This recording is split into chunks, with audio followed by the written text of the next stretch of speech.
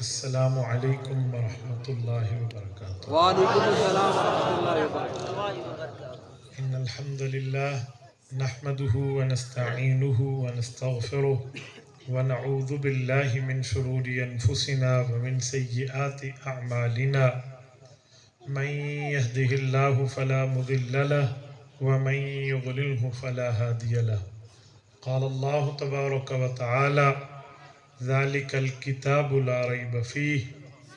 عن علي بن ابی طالب رضی اللہ تعالی عنہ قال قال رسول اللہ صلی اللہ علیہ وسلم الا انها ستكون فتنة قلت وما المخرج منها یا رسول اللہ قال كتاب الله فيه نبأ ما قبلكم وخبر ما بعدكم وحكم ما بينكم هو الفصل ليس بالهزل من تركه من جبار قسمه الله ومن ابتغى الهدى في غيره أذله الله وهو حبل الله المتين وهو الذكر الحكيم وهو الصراط المستقيم هو الذي لا تزيغ به الأهواء ولا تلتبس به الألسنة ولا يشبع منه العلماء ولا يخلق عن كثرة الرد ولا ينقضي عجائبه هو الذي إذ سمعته الجن حتى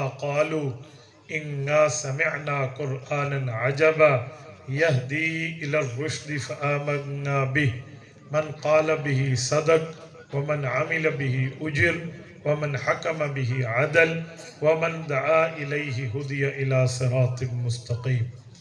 رواه الإمام الهمام الترمذي في جامعه۔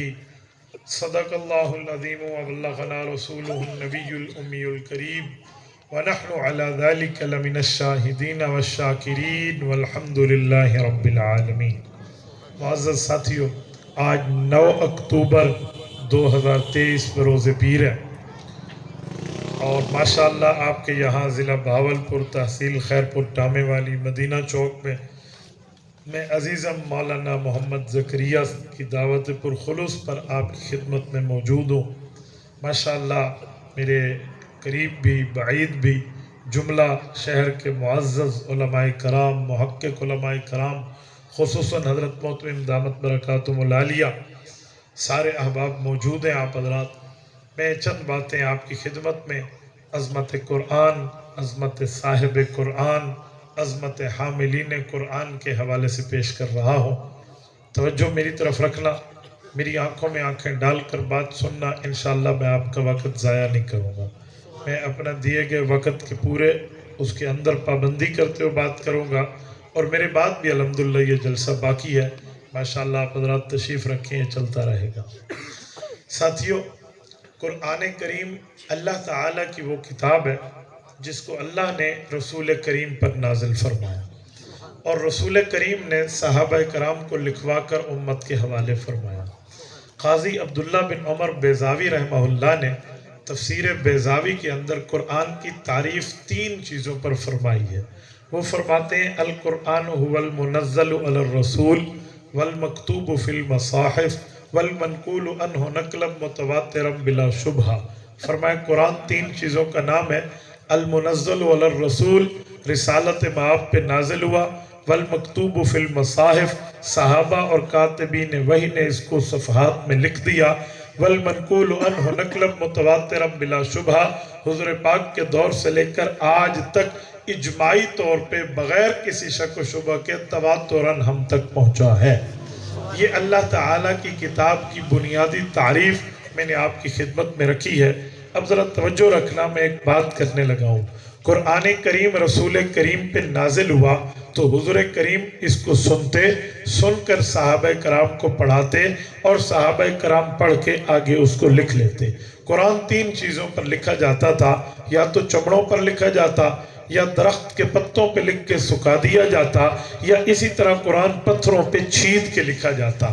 یہ کلام اللہ آتا رہا، جمع ہوتا رہا، اس طرح ہی چلتا رہا۔ حضور پاک کے دور مبارکہ میں قرآن کریم اکٹھا جمع نہیں تھا، کچھ پتوں پہ، کچھ پتھروں پہ، کچھ چمڑوں پہ، یہ کیفیت چلتی رہی۔ لیکن قرآن کی ترتیب توقیفی ہے، ترتیب توقیفی کو عوامی زبان میں کہتے ہیں کہ یہ آیت اس صورت کے اندر رکھیں، اس صورت کو اس کے بعد رکھیں، اس صورت کو اس سے پہلے رکھیں، اس صورت کو اس کے ساتھ ملا دیں، اسے ترتیب توقیفی کہتے ہیں۔ تو رسول اللہ صلی اللہ علیہ وسلم فرماتے، بتاتے، حکم ارشاد فرماتے، تو جیسے صحابہ کرام کو حکم ملتا وہ ویسے قرآن کریم کو لکھ کے امت کے حوالے رکھنے کے لیے ذخیرہ فرما دیتے۔ تو ترتیب توقیفی چلتی رہی۔ یہ حضور کی ترتیب ہے کہ یہ آیت ادھر کیوں اور ادھر کیوں۔ آج لوگ ہم سے پوچھتے ہیں کہ پہلی سورت تو الحمدللہ رب العالمین سورت الفاتحہ نہیں اتری، پہلی سورت تو سورت الاقرا ہے، سورت العلق ہے، اقرا بسم ربک الذی خلق ہے، تو وہ پہلے کیوں نہیں لکھا؟ ہم کہتے ہیں بات اللہ کی، اللہ کے رسول کی ہے، اللہ نے اتاری، حضور نے وصول کی، خود نبی نے فرمایا اس کو یہاں رکھ دیں۔ جب اللہ بھی کہہ دے، نبی بھی کہہ دے، تو اللہ رسول کا آرڈر اور لوہے کا گارڈر اس کو کوئی تبدیل نہیں کر سکتا۔ یہ ترتیب ایسے ہی چلتی رہے گی۔ میرے ساتھیوں، جب نبی پاک علیہ السلام دنیا سے تشریف لے گئے، اس وقت حضرت ابو بکر صدیق رضی اللہ عنہ کا دور تھا، تو مدینہ طیبہ سے صحابہ کا قافلہ یمامہ گیا۔ یہ یمامہ اس وقت بنو حنیفہ کی بستی تھی، اور یہ ریاض جو اس وقت سعودیہ کا دارالخلافہ ہے، اس سے 100 کلومیٹر مشرق میں ایک بستی ہے، اس کو قریۃ الیمامہ کہتے ہیں۔ وہاں مسلمہ ایک کذاب تھا، اس نے نبوت کا جھوٹا دعویٰ کیا تھا، اس سے صحابہ کی جنگ ہوئی۔ 1200 پیغمبر کے صحابہ ختم نبوت پہ پہرا دیتے ہوئے شہید ہوئے، جن میں 700 قرآن کریم کے قاری تھے۔ جب 700 قاری، 700 حفاظ شہید ہو گئے تو صحابہ کی میٹنگز بیٹھی، اہل بیت اور صحابہ نے مشورہ بٹھایا کہ یوں قراء، حفاظ، مجودین، حاملین قرآن دنیا سے جاتے رہے تو جنہیں قرآن حفظ ہے، قرآن ازبر ہے، قرآن یاد ہے، قرآن دماغ میں موجود ہے، اگلی نسلوں تک قرآن پہنچائیں گے کیسے؟ حافظ بھی شہید ہو جائے، عالم بھی شہید ہو جائے، قاری بھی شہید ہو جائے، مجوید بھی شہید ہو جائے، اگلی نسلوں تک پہنچانے کے لیے اس کو رائٹ شکل میں، کتابی شکل میں، گتوں کے درمیان لکھ کے قرآن کو جمع کیا جائے۔ عجیب، بہت اچھا۔ دور ابو بکر میں قرآن کے جمع کرنے کی کمیٹی بٹھائی گئی۔ حضرت زید ابن ثابت الانصاری رضی اللہ عنہ، حضرت ابی بن کعب رضی اللہ عنہ، ان کو بٹھا دیا گیا کہ یہ لوگ بڑے ہیں، قرآن کریم کے بارے میں حضور سے پڑھ کے حضور سے حفظ کیا، حضور کے دور میں عرض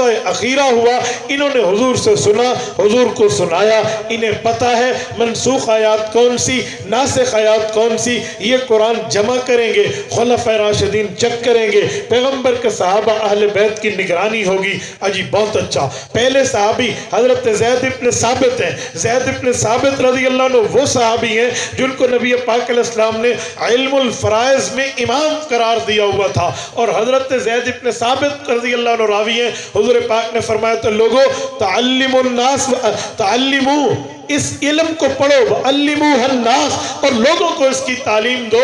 تو اس طرح حضور پاک علیہ السلام نے ان کو علوم ازبر کرائے تھے۔ دوسرے صحابی حضرت ابی بن کعب ہیں۔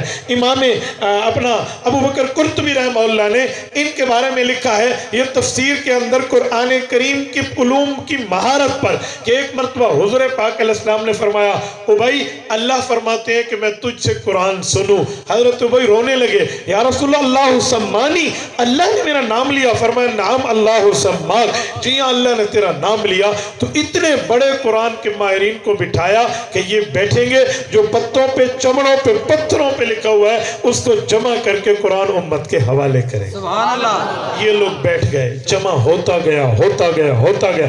ہر آیت پہ 2 شرطیں رکھی گئی۔ نمبر 1، ہر وہ آیت یہاں لکھیں گے جو حضور نے عرض اخیرہ میں حفاظ کو پڑھائی تھی۔ خیرپور کے غیوروں، عرض اخیرہ کیا ہے؟ عرض اخیرہ حافظ ابن حجر اسقلانی رحمہ اللہ کی لفظ اپنی زبان میں سمجھانے لگاؤ۔ عرض اخیرہ رسول اللہ کے اس قرآن کے ختم کو کہتے ہیں جو زندگی میں آخری دفعہ حضور اور حضرت جبرائیل نے دہرایا تھا، اسے عرض اخیرہ کہتے ہیں۔ تو کہا جو صحابہ کرام عرض اخیرہ کے وقت حضور پاک کے تلامذہ، حضور کے شاگرد، عینی شاہد، آئی وٹنس، گواہ ہوں گے، ان کی بات کو لیا جائے گا۔ جی بہت اچھا، بٹھا دیا۔ پہلی شرط۔ دوسری شرط یہ تھی کہ ہر اس آیت کو قرآن کی آیت بنا کر قرآن میں جمع کیا جائے گا جس کے اوپر کم از کم 2 مسلمان گواہوں کی نصاب کی ترتیب پوری ہو۔ کہا جی بہت اچھا، آیت آتی گئی، عرض اخیرہ کی گواہی آتی، 2 مسلمان گواہی دیتے، جمع ہوتا گیا 2 آیات قرآن کی ایسی جس پر ایک شرط ٹوٹ گئی۔ عرض اخیرہ میں تو ثابت تھا، 2 گواہ نہیں تھے۔ پہلی آیت سورۃ التوبہ کی آخری آیت فَإِن تَوَلَّوْا فَقُلْ حَسْبِيَ اللَّهُ لَا إِلَهَ، دوسری سورۃ نمبر 33 سورۃ احزاب کی 21ویں پارے کے آخری صفحے کی آیت من المؤمنین رجال صدقوا ما عاهدوا الله علیہ فمنهم من قضى نحبه ومنهم من ينتظر وما بدلوا تبدیلا۔ یہ 2 آیات، ان پر 2 شرطیں ایک لگتی تھی ایک نہیں لگتی تھی۔ ان کو لانے والے حضرت خزیمہ بن ثابت الانصاری رضی اللہ عنہ ہیں، وہ آئے ہیں اور وہ کہتے ہیں آؤ، میں حضور کے پاس اکیلا ہی بیٹھا تھا جب یہ آیت اتری، میرے پاس دوسرا گواہ نہیں ہے اور نہ میں جھوٹا گواہ بنانا چاہتا ہوں۔ سبحان اللہ۔ لیکن عرض اخیرہ والی گواہی پوری ہے، سب کو پتہ ہے عرض اخیرہ میں حضور نے پڑھا اجی 2 گواہ لائے تو حضرت ابی اور حضرت زید ابن ثابت نے ہاتھ کھڑے کر دیے کہ جی حضرت ابو بکر سے لے کر حضرت علی تک ان سب کا مشورہ ہوا ہے، ان سے منظوری لے لیں، میں اس شرط کو توڑ دیں تو میں تیری آیات لے کر لکھ لیتا ہوں، اور اگر صحابہ اور اہل بیت کی شرط ٹوٹتی ہے تو میں نہیں لکھتا۔ بھاولپور کے غیور اور اپنے قرآن کریم قیامت تک رکھوانا ہے نا، ذمہ داری بھی اللہ نے لی ہے، حفاظت بھی اللہ کے پاس ہے نا۔ تو رب کریم نے کیا ترتیب بنائی ہے، انسانیت کی عقل وہاں دنگ رہ جاتی ہے۔ اس کے لیے میٹنگ کال کی گئی، اصحاب شورا جسے کہتے ہیں ارباب حل و عقد، یہ صحابہ کرام اہل بیت عظام کا اجلہ مجمع بیٹھا، اور جب بحث ہوئی تمحیص چلتا رہا، کہا بندہ کون ہے؟ کہ جی بندے کو پیش کیا گیا کہ حضرت خزیمہ ہے۔ کہ یہ تو ثابت انصاری المدنی کا بیٹا، کا جی ہاں۔ کہ یہ تو حضور کا خادم ہے، تم اس کی قدر نہیں جانتے؟ حضور پاک کے بڑے صحابہ نے ایک واقعہ بتایا، وہ واقعہ بتانا تھا کہ مسئلہ حل ہو گیا۔ یہ واقعہ حضرت امام عبد الرزاق ابن الحمام الصنعائی الیمنی رحمہ اللہ نے مصنف عبد الرزاق کتاب القضایا میں لکھا ہے، ان الیہودی یتقاضی الی رسول اللہ صلی اللہ علیہ وسلم کے باب کے تحت لکھا ہے۔ وہ فرماتے ہیں حضور پاک علیہ السلام کے دور میں ایک واقعہ ہوا، توجہ رکھنا۔ واقعہ یہ تھا کہ ایک یہودی سے نبی پاک علیہ السلام نے قرض کی لین دین کی تھی، اس سے قرض لیا تھا پھر واپس لوٹا دیا تھا۔ جب قرض لیا اور لوٹا لیا بات ختم ہو گئی۔ وہ یہودی ایک دن اپنے دوستوں کے ساتھ بیٹھے ہیں تو دوست کہتے ہیں اوے شمون جی، کہ تجھ سے مسلمانوں کے نبی نے قرض لیا تھا؟ کہ یار لیا تھا لیکن اس نے سارے کا سارا لوٹا دیا ہے دیانتداری کے ساتھ۔ پھر تو نے کہا اچھا لوٹا دیا ہے؟ کہ ہم کچھ اور سوچ رہے تھے۔ کہ کیا سوچ رہے تھے؟ کہ یار ایک پوری بات اگر تو بتا تو ہم دوبارہ بھی نبی سے قرضہ وصول کر کے لے آئیں۔ انہوں نے کہا جی دوبارہ کیسے؟ کہ بتا جب تجھے مسلمانوں کے نبی نے قرض واپس لوٹایا تھا تو کوئی گواہ بنایا تھا؟ انہوں نے کہا گواہ کی کیا ضرورت تھی، میں اکیلا گیا ان سے لے کر آیا۔ انہوں نے کہا کام پورا ہو گیا۔ کہا جی وہ کیا؟ کہ گواہ تھا نہیں نا، اب تو دوبارہ آ جا اور کہے مجھے قرضہ لوٹا، اور وہ کہتے میں نے قرضہ دیا، تو کہنا گواہ بتاؤ، اور مسلمانوں کا نبی جھوٹا گواہ نہیں بتاتا، تو تجھے دوسری مرتبہ قرضہ مل جائے گا۔ اب یہودی نے کہا جی بہت اچھا، وہ آ گیا۔ لیکن یہاں ایک رک کے جملہ کہتا ہوں، یہودی بھی مانتے ہیں کہ مسلمانوں کے یہاں جھوٹی گواہی نہیں ہوتی، اور آج ہماری عدالتوں میں جائیں نا آپ کو جھوٹے گواہ 50 روپے پہ مل جاتے ہیں۔ مجھے بتائیں جہاں یہ حالات ہو کہ ہم جھوٹی گواہی، شہادت الزور ڈائریکٹ جہنم لے جاتی ہے۔ علماء بیٹھے آپ پوچھ لیں جھوٹی گواہی میں اور جہنم میں کوئی پردہ نہیں ہے۔ یہودی بھی جانتے تھے کہ وہ جھوٹی گواہی نہیں دے، لیکن اللہ کا کرنا وہ یہودی مرتا کیا نہ کرتا آ گیا، آیا حضور پاک علیہ السلام کے پاس، اور حضور علیہ السلام کو عرض کرنے لگا کہ میں نے آپ کو قرضہ دیا تھا۔ فرمایا جی دیا تھا۔ کہا جی مجھے اپنے قرض واپس چاہیے۔ حضور نے فرمایا انی قد قضیتک، میں تو تیرا قرضہ دے چکا۔ انہوں نے کہا جی کوئی بینہ، کوئی شہود، کوئی گواہ ہے؟ جب اس نے گواہی کا مطالبہ کیا نا نبی علیہ السلام حیران ہوئے کہ یار خون سفید ہو گیا، اس بندے نے مجھے کو سرائکی چادر میں کہاں چٹا ہوئے، کیا کہہ رہا ہے یہ بندہ؟ تو نبی علیہ السلام حیران ہوئے، فرمایا یار گواہی مانگ رہا ہے، میں تو قرضہ دیا نہیں۔ اتنے میں یہی صحابی بیٹھے تھے یہ جو 2 آیات لائے تھے، حضرت خزیمہ اس کونے میں بیٹھے۔ امام ابن عبد الرزاق فرماتے ہیں کہ حضرت خزیمہ اٹھے اور انہوں نے کہا یہودی انی اشہد ان رسول اللہ قد قضاک، سبحان اللہ گواہی چاہیے کہ میں گواہ ہوں حضور نے تیرا قرضہ دیا ہے۔ اب یہودی کا اتنا سمو، میں نے کہا جی سوری، ہو سکتا ہے بھول گیا ہوں، معاف کر دینا۔ اے کر کے تو سر لے کے گیا نا، وہ جب گیا وہ تو بات ختم ہوئی، لیکن حضور اللہ علیہ وسلم نے حضرت خزیمہ کو دیکھا، فرمایا خزیمہ تو اس وقت موجود تھا؟ عرض کیا جی نہیں۔ تو کہا پھر گواہی کیوں دے دی ہے؟ کہ رسول اللہ پر گواہی میں نے سچی دی ہے۔ کہ خزیمہ موجود بھی نہیں تھا، قرض لوٹاتے وقت دیکھا بھی نہیں تھا، اور گواہی سچی کا مطلب؟ انہوں نے حضور پاک کے دامن رحمت کو پکڑا کہ یا رسول اللہ اگر اجازت دے تو یہ فقیر اپنے عشق کا اظہار کرے۔ بتاؤ خزیمہ کہ یا رسول اللہ میں نے دیکھا نہیں ہے کہ آپ نے قرضہ لوٹایا، لیکن میں نے آپ کے منہ سے سنا ضرور ہے۔ اللہ ایک ہے، ہم نے نہیں دیکھا، ہم اشہد اللہ الہ الا اللہ کی گواہی دیتے ہیں آپ سے سن کر۔ آپ امام الانبیاء ہیں، آپ نے انبیاء کو امامت فرمائی ہے، ہم نے نہیں دیکھا کہ آپ مصلی امامت پہ ٹھہرے ہوں، مقتدی انبیاء بن کے ٹھہرے ہوں۔ ہم نے آپ کی زبان سے سنا، ہم نے ایمان کی گواہی دے دی۔ ہم نے نہ جنت دیکھی، نہ دوزخ دیکھی، نہ صریف الاقلام دیکھا، نہ اس کے بعد عرش دیکھا، نہ اس کے بعد کیا کہتے ہیں سدرۃ المنتہا دیکھی، نہ آسمان کی چیزیں دیکھی، نہ جبرائیل کو آپ تک آتے اصلی شکل میں دیکھا۔ ساری باتیں آپ سے سن کے ہم گواہی دیتے ہیں۔ اشہد ان محمد الرسول اللہ، اشہد ان لا الہ الا اللہ، اشہد ان النار حق وان الجنت حق وان الملائکۃ حق۔ سب کی ہم گواہی دے رہے ہیں، جنت حق، دوزخ حق، فرشتے حق، قیامت حق، عرش حق، کرسی حق، سب کچھ آپ سے سن کے گواہی دے رہے ہیں۔ اب بھی سرکار آپ ہی نے تو فرمایا ہے کہ میں قرضہ لوٹا چکا، تو میری گواہی سچی کیوں نہیں بنتی؟ سبحان اللہ۔ نبی پاک علیہ السلام خاموش ہوئے، اور کچھ ٹائم کے بعد جبرائیل امین ان کے لیے خوشخبری کا مجدہ لے کر آیا۔ اللہ کے نبی، اس شخص کی اس ایمانی گفتگو سے اللہ بڑا خوش ہے۔ اللہ فرمانے اس کو اعزاز دے دیں، آج کے بعد خزیمہ ذو شہادتین بن گیا۔ یہ اکیلی گواہی دے گا، رب اس عشق محمد صلی اللہ علیہ وسلم کی وجہ سے اس بندے کو ڈبل گواہیوں میں اس کو شمار کرے گا۔ کہ یہ خزیمہ ہے۔ یہ جب صحابہ نے واقعہ سنایا نا، اور یوں خزیمہ کو دیکھا کہ یہ لایا ہے 2 آیات کی گواہی، تو 2 گواہوں کا نصاب پورا ہے، شرط نہیں ٹوٹتی۔ بہاولپور کے غیوروں، اس وجہ سے یہ دونوں آیات آج بھی اللہ کے قرآن کا حصہ ہے۔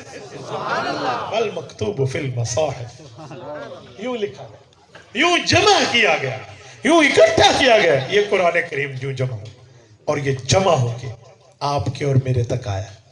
میں یہاں سمجھانے کے لیے ایک جملہ کہتا ہوں، اس قرآن پر میرے نبی کی جوانی لگی ہے، میرا لفظ ضائع نہ ہونے دینا۔ اس قرآن پر میرے نبی کی جوانی لگی ہے۔ آپ کہیں گے کیسے؟ حضرت ابو بکر صدیق کی روایت مسند میں موجود ہے، فرمایا یا ابا بکر شیبتنی ہود و اخواتہا۔ ابو بکر سورۃ الہود اور اس جیسی صورتیں جس میں قبر، قیامت، آخرت، دوزخ، تذکیر، ان کی چیزیں موجود ہیں، یہ اتری، اور اس کے نزول نے تمہارے نبی کی جوانی کو بڑھاپے میں بدل دی۔ مجھے بتائیں، جب نبی کی جوانی بڑھاپے میں بدلی نزول قرآن کی وجہ سے، تو پیغمبر نے اپنی جوانی، اپنی صلاحیت، اپنی طاقت، اپنی ہمت اس قرآن کو ہم تک پہنچانے میں لگائی ہے۔ تو نبی کی مبعوثیت، نبی کی محنت، نبی کی صلاحیت امت کے لیے نعمت ہے۔ قرآن کریم کہتا ہے ثم لتسألن یومئذ عن النعیم، یہ عن نعیم ہے، اس پر تنوین تنکیر ہے، اس کا مطلب ہے نکرہ عموم پہ دلالت کرتے ہوئے ہر نعمت کا سوال اللہ کرے گا۔ مجھے بتائیں، قیامت میں رب نے نبوت کی صلاحیت کا سوال کیا کہ اس نے اپنی جوانی لگا کے، اپنی صلاحیت لگا کے تم تک قرآن پہنچایا۔ تم نے کتنا اولاد کو پڑھایا، تم نے کتنا اپنے محتاطوں کو پڑھایا، تم نے خود کتنا پڑھا، تم نے خود اس پر کتنا عمل کیا کرایا۔ اگر ہمارے پاس جواب ہے شکر کریں، نہیں ہے تو فکر کریں۔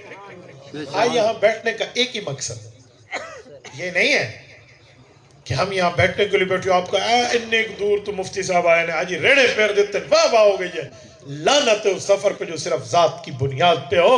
मेरे दोस्तों, ये काज, मिशन, मसलक, मौकिफ, बयानिया, उन्वान, मजहब, दीन के उन्वान पर इज्तिमा हुआ करते हैं। आज हम इसलिए यहाँ जमा हैं कि हम ये बात तय कर लें कि हम खुद और हमारी औलादें, चाहे बेटियां हों चाहे बेटे हों, अल्लाह के कुरान को भी पढ़ें, हुजूर के फरमान। आप जितने बैठे, मैं आपसे सुभान अल्लाह नहीं कहलाने आया, मैं आपसे ऊंचे हाथ खड़े करवा के वादा लेने नहीं आता। मेरा कराची तक, चतराल की फलक बोस चोटियों तक पूरा पाकिस्तान गवाह, मैंने आज तक किसी को नहीं कहा ऊंचा सुभान अल्लाह कहो, ये तुम्हारी नेकी है, कहो ठीक है, न कहो ठीक है, मुझे इससे कोई सरोकार नहीं है, लेकिन मैं जवाब मांगता हूं। मैं तुम्हारी गैरत के दरवाजे पे जो दस्तक दे रहा हूं इस बुनियाद पर कि हमने कलमा हुजूर का पढ़ा, हमने मजहब हुजूर का कबूल किया, हमने मोहब्बत रसूलुल्लाह की रखी है, तो हमें चाहिए हम अपनी औलाद को कुरान भी पढ़ाएं, दीन भी पढ़ाएंगे ना? सुभान अल्लाह नहीं पढ़ाओगे या नहीं पढ़ाओगे? ये मुझे ये जवाब दे। सुभान अल्लाह तो आप तस्बीह लेकर हाथ में पढ़ते रहे, वो आपकी नेकियों का मसला है। मेरे दोस्तों, ये उलमा बैठे हैं, हुफ्फाज, कुर्रा, मुजव्विदीन, हमारे साथ पेट लगा हुआ है। हम मदरसे क्यों बनाते हैं? ये मदरसे किस लिए बनते हैं? हम दुनिया में बैठे, मैं बड़े बोल से माफ़ी मांगते हुए कहता हूँ, ये जो मेरे शयूखुल हदीस उलमा बैठे हैं, ये अगर ताजर होते ना, इनकी टक्कर का कोई ताजर मुझे ढूंढ के दिखाते थे, कोई दिखाते हैं। ये इतने अक्लमंद लोग, ये तिजारत में आला होते, लेकिन उसके बावजूद सब कुछ छोड़ के, बाजार मार्केट को छोड़ के अल्लाह के लिए बैठे हैं। क्यों? इनके दिल में हुजूर की जवानी लगने का एहसास है, इनको इस बात की फिक्र है कि मेरे पाक पैगंबर सल्लल्लाहु अलैहि वसल्लम ने जो जवानी और सलाहियतें लगाई हैं, तो हमें भी अपनी जवानी और सलाहियत लगानी चाहिए। लगाओगे इंशाअल्लाह? और इस पर मैं उलमा के लिए भी एक बात कहता हूँ, उलमाए कराम जो है, ये सवाल भी गालिबन इसी का है कि कुछ लोग हजरत मौलाना फजलुर रहमान साहब को बुरा कहते हैं, इस बारे में बता दें। मैं इसी उन्वान पे एक बात कहता हूँ, ये जो उलमा है, ये जो हुफ्फाज हैं, ये जो पगड़ी वाले, ये जो दाढ़ी वाले, ये जो टोपियों वाले, ये जो शरीयत वाले हैं, खुदा की कसम ये उस दीन के वारिस हैं जिस दीन को रसूलुल्लाह लेकर आए हैं। सुभान अल्लाह। अपनी औलाद को आलिम हाफिज बनाओ, ये दहशतगर्द लोग नहीं हैं, ये पुरअमन लोग हैं। ये मदरसों वाले तो यकीन मानिए 2 कत्लों के दरमियान जाके राजीनामे का फैसला करा के आते हैं, ये तो मुकातले के अंदर आकर अमन की बात करवाते हैं। यकीन मानिए ये तो वो लोग हैं जिनको आज भी, कल हजरत मौलाना दामत बरकातुहुम अल-आलिया मौलाना फजलुर रहमान हाफिज़हुर रहमान ने जो गुफ्तगू रिकॉर्ड कराई, वहाँ पर ये फरमाया कि मेरे फ़लस्तीन के मुजाहिदों, मैं तुम्हें मुबारकबाद पेश करता हूँ, तो अपने इसराइल की जो है ना, आंख में आंख डाल के गैरत का मुजाहरा किया, लेकिन याद रखना मेरे पाक पैगंबर का फरमान है, जंग के दौरान जो जंगजू औरत ना हो उस पर हाथ ना उठाया जाए, जो मरीज हो उस पे हाथ ना उठाया जाए, जो बूढ़ा या बच्चा हो उसको कुछ ना कहा जाए। फरमाया उन क़िताल वालों को, उन जंगजुओं से लड़ो जो रसूलुल्लाह के दीन के मुखालिफ हैं, लेकिन जो दुश्मन जरूर है पर घर में बैठा है, मरीज है, बूढ़ा है, बच्चा है, औरत है, इस पर हाथ ना उठाएं, ताकि हम पैगाम दे सके हम मोहम्मदी लोग हैं, हम शरीयत वाले। सुभान अल्लाह। इतने दयानतदार उलमा। आज मौलाना की इस बात को लोगों ने क्या से क्या रुख दिया। मैंने कोई बेवकूफ इंसान हो, तुम्हें हदीस पाक अबू दाऊद में नजर नहीं आती? एक औरत की लाश को रसूलुल्लाह ने देखा, फरमाया मा कानत हाज़ी तो कातिल, फरमाया ये तो नहीं लेने आई थी, इसे क्यों मारा गया? तो नबुव्वत ने औरत पे हाथ उठाने से, नबुव्वत ने बच्चे पे हाथ उठाने से, नबुव्वत ने बूढ़े पे हाथ उठाने से मना फरमाया। आज इतने मजलूम होने के बावजूद क़िबलतुल ऊला के जालिमों से टक्कर है, हमारे उलमा तो फिर भी कह रहे हैं इंसानी हुकूक का ख्याल करें। यकीन मानिए आप हैरान हो जाओगे। हजरत खुबैब इब्न अदी रज़ियल्लाहु अन्हु, सही बुखारी में जिनके लिए मौजूद है, फलस्तु उबाली हीना उक्तुल मुस्लिमा अला अय्य शक्किन काना फिल्लाहि मसराई व ज़ालिका फी ज़ाति इलाहि व यशा युबारिक अला औसाल शिल्वी मुमज़्ज़ई। ये खुबैब इब्न अदी अभी फांसी पे नहीं चढ़े थे, जिस घर में कैद थे। आप उठाइए इमाम क़स्तलानी रहमतुल्लाह के इरशाद सारी, फरमाया कि जिस खातून के घर कैद थे उससे इन्होंने ब्लेड उस जमाने का उस तरह मांगा सफाई के लिए, اس نے وہ دیا. اسی اسنا میں اس خاتون کا بچہ یوں چلتے چلتے ان کے قید خانے کے سامنے آیا تو یہ پیار کرنے لگے اسے. وہ عورت چیخی چلائی کہ میرا بچہ اس کے پاس، یہ ہمیں بلیک میل کر کے ہمارے سامنے، بلیک میل کا معنی ہم سے شرط منوا کر یہ یہاں سے نکل جائے گا.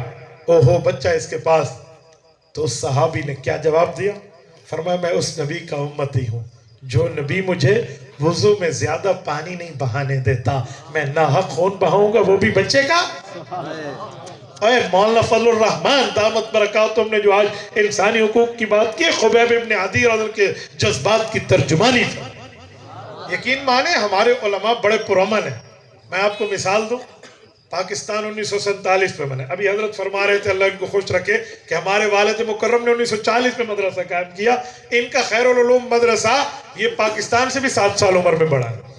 تو جب پاکستان بنا 47 ٹو ٹل 2020 آج 2023 تک جتنے دھرنے ہوئے ہیں، جتنے جلوس ہوئے، کتنی لڑائیاں ان میں، کتنی گولیاں ان میں چلی ہیں، کتنی اس میں جو لوگوں کی اموال اوقات ذلیل کیے گئے ہیں.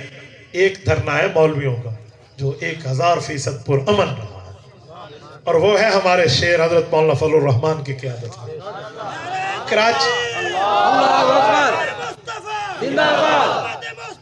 زندہ باد. زندہ باد. زندہ باد. زندہ باد.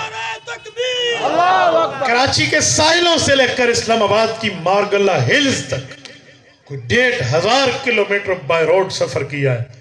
نہ کسی دکان کا گملہ ٹوٹا ہے، نہ کسی روڈ کا شیشہ ٹوٹا. آپ مجھے دکھاؤ جو لاکھوں بندوں بیٹھے، لاکھوں بندے، اور وہاں کوئی تکلیف نہ ہو. یہ علماء کا کردار ہے، ایک عالم کا کردار ہے. یقین مانیے جو تباہی گورنمنٹ گزری ہے ابھی، جس نے خود کو ریاست مدینہ کہا، حیران ہوں. خود کو ریاست مدینہ کہتے اور بچے یہودیوں کے گھر پل رہے ہیں. میں حیران ہوں. قاسم اور سلمان بیٹے تیرے ہیں، وہ زیک گولڈ سمیت یہودی کے گھر پل رہے ہیں. کیسا ریاست مدینہ کا مستری ہے؟ ان لوگوں کی حکومت پورے ملک میں 3.5 سال رہی، اور میرے صوبے خیبر پختونخوا میں 10 سال رہی. یہ کل ملا کر کوئی 15 سال کے لگ بھگ کا زمانہ. اس میں اگر ان میں جرت ہوتی نا، یہ میرے مولانا فضل الرحمان پہ کوئی 1 روپے کی کرپشن کا ثبوت تو لاتے. جلسوں میں یوں بازو چڑھا کے بک بک کرنا تو آتا ہے، گالیاں دینا تو آتا ہے، یوں فضول یاوہ گوئی کرنا تو آتا ہے، لیکن دلیل کی دنیا میں اس ابے جی پر کوئی 1 روپیہ تو ثابت کر کے دکھاتے. تم نے وقت کے صدر اور وزیر اعظم کو تو اسمبلی وہاں عدالت کے کٹہرے میں ٹھہرا دیا. اے پیو ہونا تو زیادہ طاقتور ہے، اس کے سامنے آتے نا. اس کے لیے بات کرنے پہ تو سارے بیٹھے ہوئے ہیں. اجی اینج ہو گیا تو اینج ہو گیا. اس کے علاوہ بھی تمہیں کوئی ہے؟ خدا کے بندے، یہ جمعیت علماء اسلام ہے جس نے ختم نبوت کا قانون پاس کروا کے قادیانیوں کی منجی ٹھوکی تھی. ٹھیک ہے؟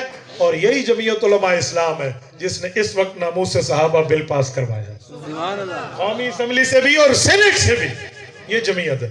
میں کہتا ہوں قادیانیوں کی منجی بھی انہوں نے ٹھوکی، اور قادیانیوں کی چھوٹے بہن بھائیوں کی منجی بھی انہوں نے ٹھوکی.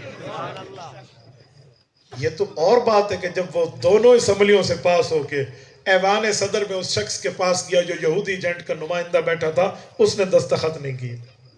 یہ تو سارا مکالہ اومل ہے. آکسن والی مولی کو بابا علماء دیندار لوگ ہیں، پر امن لوگ ہیں. دہشت گرد نہ سمجھو، یہ دین پڑھنے اور پڑھانے والے ہیں. میرے دوستو، آپ علماء کرام کو یوں نہ سمجھیں کہ مولوی کیا کر رہا ہے. مولوی اتنا پر امن ہے، میں حیران ہوں. جن کی لاکھوں روپے کی تنخواہیں ہو نا، وہاں بچے 2 ہی اچھے، اور مولوی کی 10,000 تنخواہ ہے. پوچھیں کتنے بچے؟ داڑھی تے ہاتھ مار کے مولوی اکسی ماشاءاللہ ناہ پتر. کتنے پرامن لوگ ہیں، کتنے.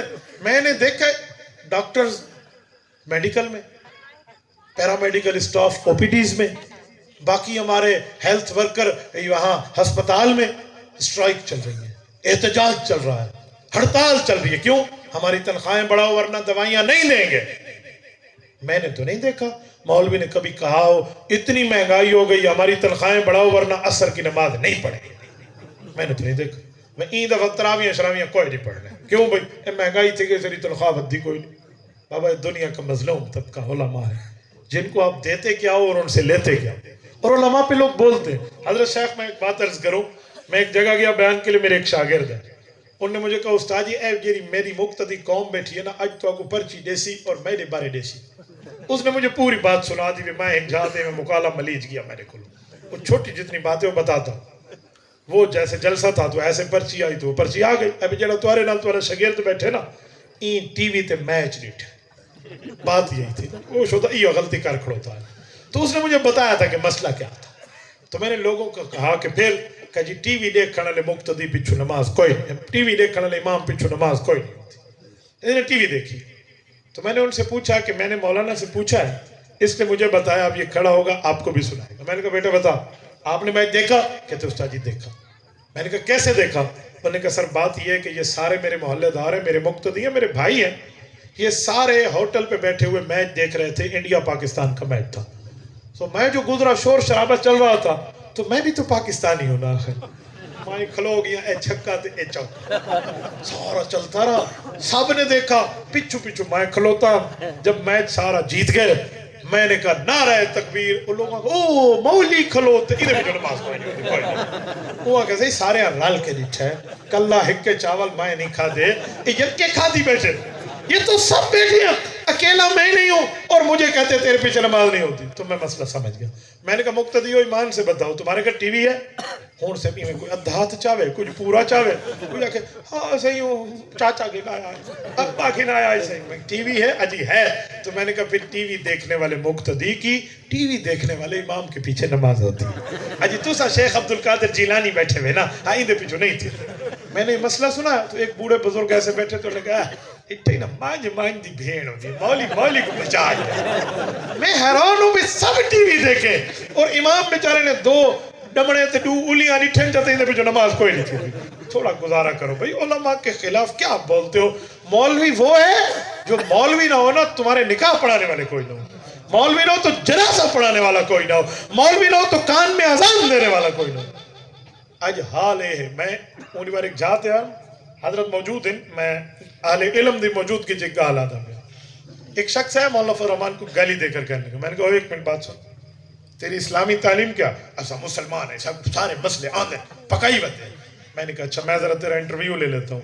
میں نے کہا سردیوں میں استنجا کیسے کیا جاتا ہے اور گرمیوں میں کیسے کیا جاتا ہے؟ علماء بیٹھے ہیں، میں فقہ کی کتابوں کو بطور دلیل پیش کر سکتا ہوں اس پر. میں نے کہا فرق ہے. مجھے کیا لگا ہائے مول شد سردیاں سیالے ہنالے تے استنجے فرق ہے؟ میں کہا جی ہاں. میرے کو تو کوئی نہیں پتا. میں کہا دھومڑ دی دانی بھی اندی علیحدہ مولانا فضل الرحمان تھا، لکھاں علماء دا قائد ہے. اودے تو تیری زبان چرمیک چرمیک کریں دی کھڑوتی ہے، اتھا تے کو نظر نہیں آتا بھی میں الچٹو من الڈگرہ. اپنی حیثیت تمہیں کچھ پتہ نہیں ہے، بولتے علماء پہ ہو. عجیب معاملہ ہے دنیا کا، جوڑتے عالم کے اوپر جوڑتے عالم کے اوپر. اور خدا کے بندے فضل الرحمان کے خلاف بولنے کی ایک ہی وجہ ہے کہ اس کے سر کے اوپر پگڑی ہے، اس کے منہ پہ اوپر داڑھی ہے. یہ داڑھی تے پٹکا ہوندہ نہ ہوندہ نا، یہ سارے کو پیو نہیں ڈاڈا من باپے. اے سارا اگوے بالکل ٹھیک ہے، لیکن علماء ہیں، عالم ہے، چہرے پہ داڑھی ہے، تو اس لئے بولتے ہیں لاکھوں علماء ہیں ملک میں، وہ تو ان کے خلاف نہیں ہے، وہ تو سارے ان کے ساتھ ہیں. لاکھوں پیران طریقت ہیں، سارے ان کے ساتھ ہیں. لاکھوں مفتیان نظام ہیں، سارے ان کے ساتھ. میں تو کوئی ایجیا مفتی نہیں لٹھا جہاں چار بندے فتوہ منے دے ہوتے وہ مولانا دے خلاف ہو. ہاں کوئی مفت مفتی ہوئے تو اندھی مرضی ہے، افتاء اور فتوے والا مفتی کوئی مخالف نہیں ہے، سارے جائز کہتے ہیں.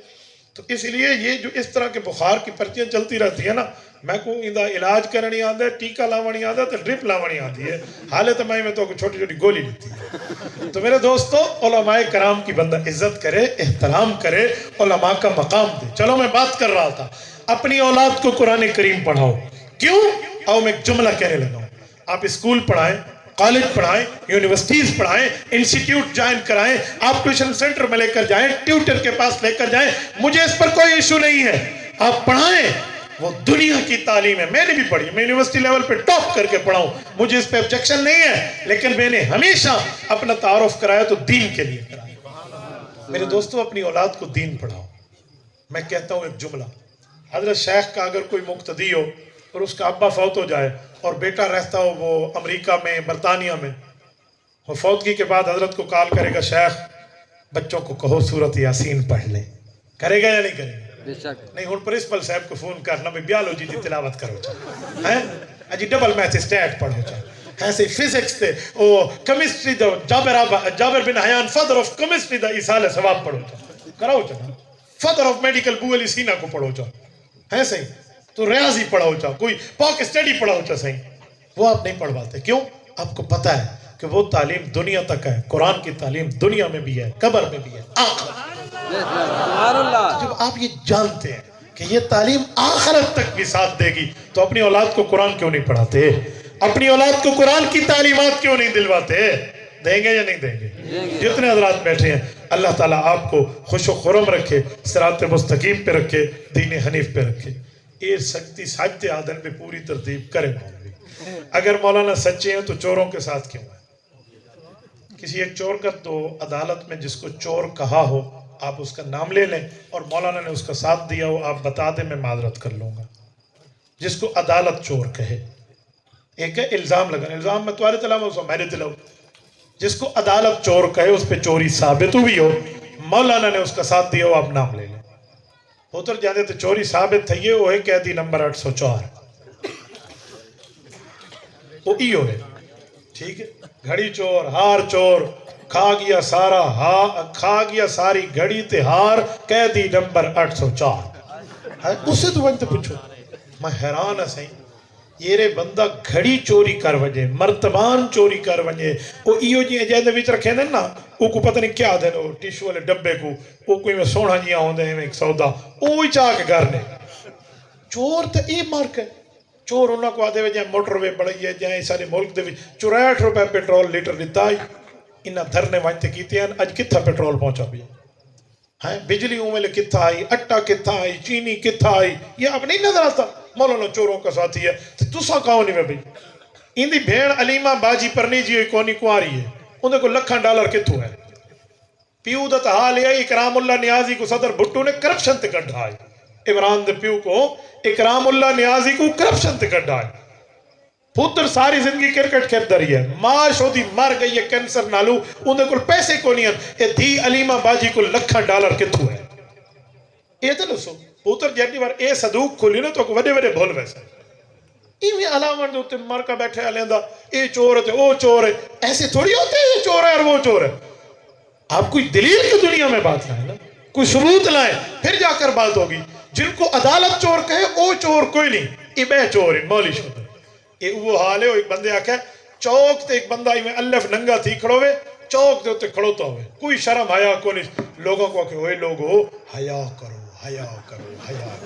اللہ تو ڈرو خدا دا خوف کرو نبی دا خوف کرو قرآن تے عمل کرو آپ بالکل ہنجڑ منجڑ کھڑے وہ دی کوئی اتا پتہ کوئی نہیں آپ سر تو پیرا تک چورین آپ ڈو نمبرین آدھے کن فلانا چور ہے فلانا چور ہے پوترہ سے ڈاڑھا سجا ایسے ڈرامے بازی ہے حضرت کوئی دین کی بات ہو کوئی دلیل کی بات ہو تو آپ لے کر آئیں آپ پھر مجھے ادھر لے کر جاتے ہیں پھر میں عنوان پہ آتا ہوں عنوان یہ تھا ہم عظمت قرآن کے لیے جمع تھے قرآن کریم کی بات چل رہی تھی ہم خود بھی قرآن پڑھیں اپنی اولاد کو بھی پڑھائیں گے جتنے بیٹھے کریں گے انشاءاللہ اور آخر میں ایک ریکویسٹ کرتا ہوں کہ اس وقت سرحدوں میں اقوام متحدہ سے بات طے ہے کہ آپ سرحد بغیر ویزا کے کراس نہیں کر سکتے ہمیں حق تھا کہ ہم فلسطین جائیں پر ہم ویزوں کی پابندیوں کے پابند ہیں ہم نہیں جا سکتے ویزا لے کر بھی جائیں تو ساتھ سوئی بھی جانے نہیں دیتے کلاشنکوف تو دور رہی ہم دو کام تو کر سکتے ہیں نمبر 1 اللہ کے نام پہ بیٹھ کے یہاں دعا تو کر سکتے ہیں نمبر 2 جتنی آئیڈیز ہیں فیس بک ہو یوٹیوب ہو ٹویٹر ہو tune.pk ہو یا اسی طرح انسٹاگرام ہو ٹک ٹاک ہو جو جتنی ہماری آئیڈیز ہیں سوشل میڈیا کی یہ سارے روزانہ کی بنیاد پہ فلسطینیوں کے لیے پوسٹنگ ہو کرو گے اس پر تو ہم پوسٹ کریں آواز تو بن سکتے ہیں ان کی عالمی سطح پہ کریں گے انشاءاللہ دعا بھی کریں ان کے لیے اور ان کی حمایت بھی کریں اللہ آپ کو اور ہمیں خوش و خرم رکھے صراط مستقیم پہ رکھے دین حنیف پہ رکھے اقول قولی ھذا واستغفر اللہ وآخر دعوانا ان الحمد للہ رب